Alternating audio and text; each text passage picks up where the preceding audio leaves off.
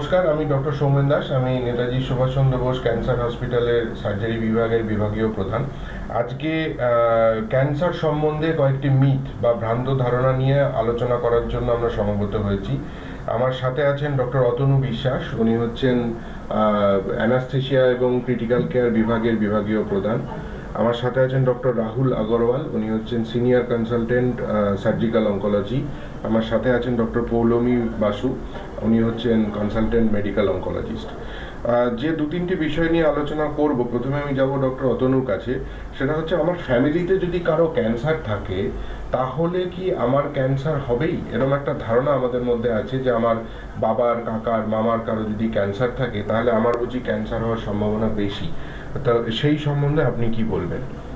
প্রথমেই বলি যে এই ধারণাটা সম্পূর্ণভাবে ঠিক নয়।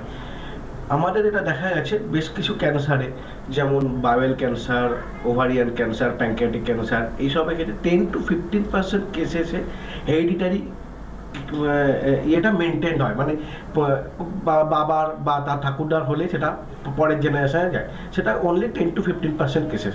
বাকি 85% কেসেস স্পোরাডিক। তাই সেক্ষেত্রে যে মানে আগের জেনারেশনে হয়েছে বলেই যে পরের জেনারেশনে হবে, বা পরের জেনারেশনে হয়েছে সেটা আগের জেনারেশন থেকে এসছে, ব্যাপারটা সেরকম নয়। সুতরাং ঠিকই, তার মানে যদি আমার ক্যান্সারের হিস্ট্রি নাও থাকে তাহলেও কিন্তু আমাদের ক্যান্সার হওয়ার সম্ভাবনা থাকে। যদি পরিবার, কোনো পরিবার থাকে যেখানে ক্যান্সারের রিস্ক বেশি, সেগুলোকে জেনেটিক্যালি প্রিডিসপোজড ফ্যামিলিজ বলে, সেই সব সংখ্যা কিন্তু 15% কম। 85% কেসই দেখা যায় যে ক্যান্সারের কোনো ইতিহাস নেই, নতুন করে ক্যান্সার হচ্ছে। নেক্সট যে জিনিসটা নিয়ে আমি যাব ডক্টর রাহুলের কাছে, উনি ব্রেস্ট ক্যান্সার নিয়ে চিকিৎসা করেন।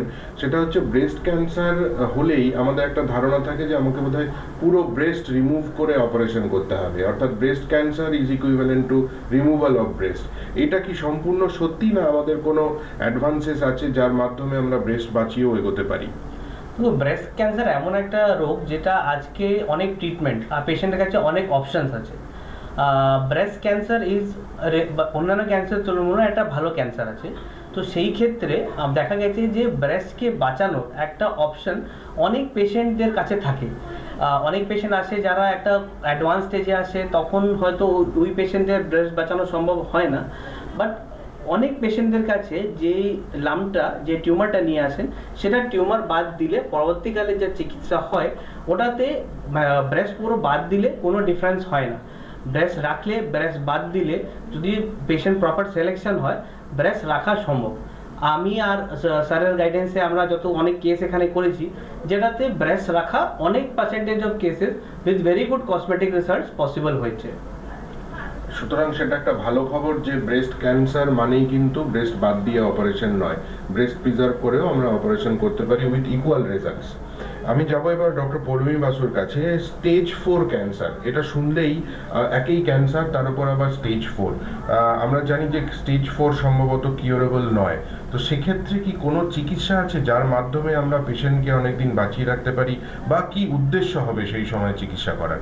একদম, অনেক পেশেন্টই থাকে, আমাদের যেহেতু অ্যাওয়ারনেসটা ভীষণ কম, অনেক অ্যাডভান্স স্টেজে পেশেন্ট প্রেজেন্ট করে।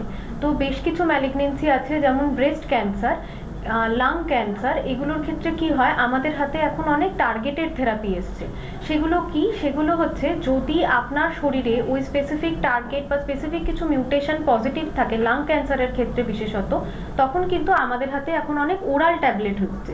ইভেন আপনাকে কোনো আইভি থেরাপিতেও যেতে হবে না, শুধুমাত্র ওরাল ট্যাবলেট প্রত্যেক দিনে একটা করে বা দুটো করে, যেরকম ডোজ সেই মতো খেলেও কিন্তু অনেক দিন পর্যন্ত পেশেন্ট ভালো থাকছে। সেখানে পেশেন্ট শুধু তার কোয়ালিটি অফ লাইফই যে বাড়ছে তা নয়, একটা সার্ভাইভাল বেনিফিটও কিছু ক্ষেত্রে, অনেক ক্ষেত্রে দেখা যাচ্ছে।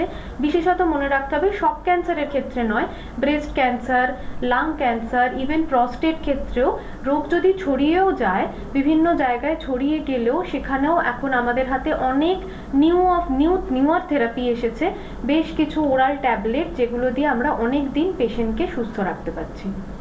এক্সেলেন্ট, সেটা একটা ভালো খবর আমাদের জন্য যে স্টেজ 4 ক্যান্সারেও কিন্তু এখন রোগীর জীবন বেশ কিছুদিন আমরা বাড়াতে পারছি বিভিন্ন রকম টার্গেটেড থেরাপি এবং অন্যান্য চিকিৎসার মাধ্যমে। তার সাথে তো প্যালিয়েটিভ কেয়ার আছেই। সুতরাং ক্যান্সার নিয়ে ভীত হবার কারণ নেই। ব্রেস্ট ক্যান্সারে আমরা ব্রেস্ট বাঁচিয়ে অপারেশন করতে পারি।